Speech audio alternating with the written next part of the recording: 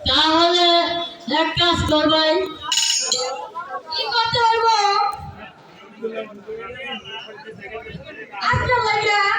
আজকে লাগা তোর বউটা আমাকে দে, আমার বউটা তোর দিব না।